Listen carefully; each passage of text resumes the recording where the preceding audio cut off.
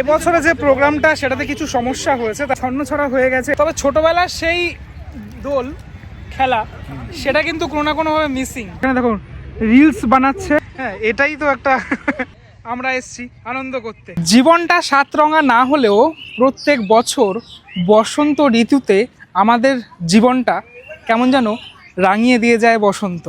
আর তাই তো আমরা প্রত্যেক বছর চলে আসি কলকাতা বসন্ত উৎসবে। পরিচালনায় থাকে AITAA ক্লাব, যেটা প্রত্যেকবার হয়ে থাকে কলকাতার ময়দান গ্রাউন্ডে। প্রথমে কলকাতা মেট্রো ধরে চলে আসুন ময়দান স্টেশন, এরপর 5 মিনিট পায়ে হেঁটে আপনি চলে আসুন ময়দান গ্রাউন্ডে, কলকাতা ময়দান গ্রাউন্ডে, যেখানে এই কলকাতা বসন্ত উৎসব সেটা প্রত্যেক বছর পালন করা হয়। এই গ্রাউন্ডেই সকাল থেকে সবাই ফটোশ্যুটে ব্যস্ত থাকে, সাথে সাথে নিজেদের মধ্যে আবির খেলা, রং খেলায় মত্ত থাকে। এই যেসব ওনারা সব নিজেদের মধ্যে খেলছে আর ফটোশ্যুট করছে, এই ধরনের অনেক দৃশ্যই তোমরা দেখতে পারবে।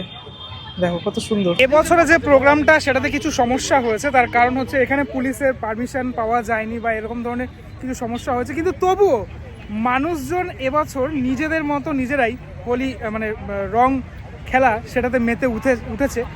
যেদিকে তাকাচ্ছি সেদিকে মানুষ আছে, যদি একটুখানি কম সংখ্যক আমি যেটা দেখতে পাচ্ছি। এটা মানে এবছর এরকমটা মানে ছন্নছড়া হয়ে গেছে, এটা আমার খুব মানে মনটা খারাপ হয়ে গেল। এই পজিশনটাতেই স্টেজটা হতো, তারপরে এখানে সবাই নাচতো, ঠিক আছে। এই জিনিসগুলো এবার মিসিং রয়েছে, মানে নাচ গান সেগুলো মিসিং রয়েছে। সাথে সাথে এখানে অনেকগুলো স্টল থাকতো, মানে খাবার দাবারের স্টল থেকে শুরু করে বাকি অনেক রকমের স্টল থাকতো, সেগুলো এখন দেখা যাচ্ছে না। হ্যাঁ, এই ঘোড়ার গাড়িগুলো তো প্রত্যেক বাড়ি মানে এখানে তুমি যখনই আসবে ময়দানে সেটা তো দেখতে পাওয়া যায়। এই দেখো একটা খুব সুন্দর দৃশ্য, এখানে দেখো রিলস বানাচ্ছে, পিছনে কিন্তু এরকম রং যে রং মশাল যেগুলো জ্বালানো হয়েছে, খুব সুন্দর দৃশ্য কিন্তু এগুলো দেখতে বেশ ভালো লাগে দেখতে। আমরা সবাই এখানে আছি, মানে ইউটিউবে যারা বন্ধু বান্ধব সবাই আছি, সৌভিক আছে, তারপরে মধু আছে, সবাই রয়েছি এখানে, রমেনদা রয়েছে, সবাই রয়েছি।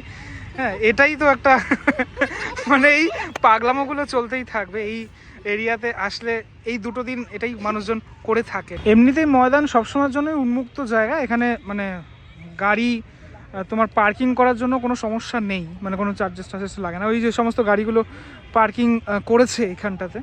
তো এই প্রোগ্রামটা মোটামুটি রাত্রি অবধি চলে, এখানে চলতো, মানে সবাই আসতো। কিন্তু যেহেতু এবছর নিজেদের মধ্যেই এভাবে হচ্ছে, সমস্ত ফটোগ্রাফার্সরা তারা এসেছেন, যেহেতু AITAA ক্লাব থেকে হয়ে থাকে, সমস্ত ফটোগ্রাফার্স মডেল তারা এসে থাকেন এখানে।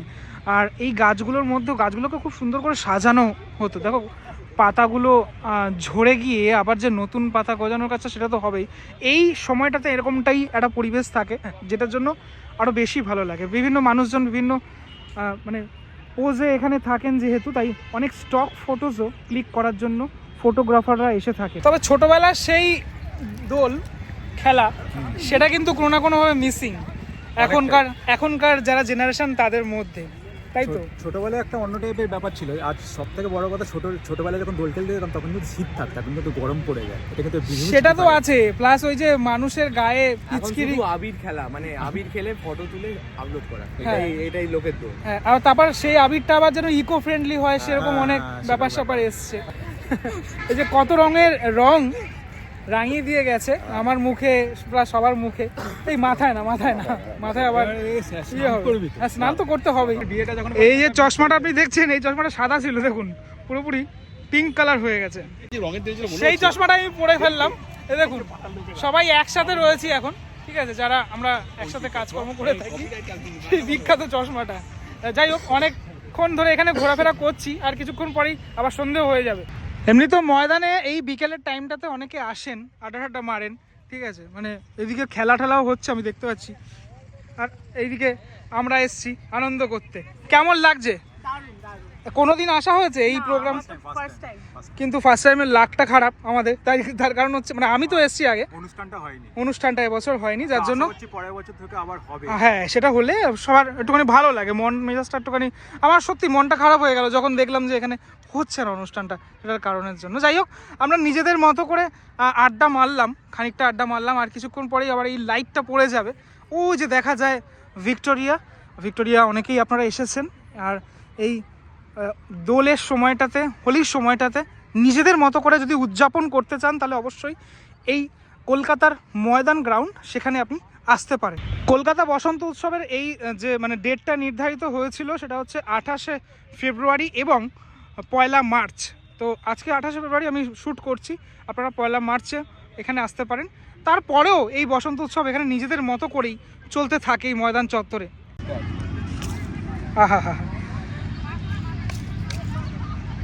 আর চাইলেই এখানেই কিন্তু আবির আপনারা পাবেন, কেননা এখানে আবির কিনতে পাওয়া যায়, জলের বোতল টোতল এগুলো তো কিনতে পাওয়া যাচ্ছে। চাও যদি আপনি খেতে চান, এই যে কাকা চা নিয়ে যাচ্ছে। কত করে চা কাকা? 10 টাকা করে, একদম ন্যূনতম চায়ের দাম। তো যাই হোক, এটাই আপনাদেরকে বলার জন্যই আমি ভিডিওটা ছোট্ট করেই করলাম।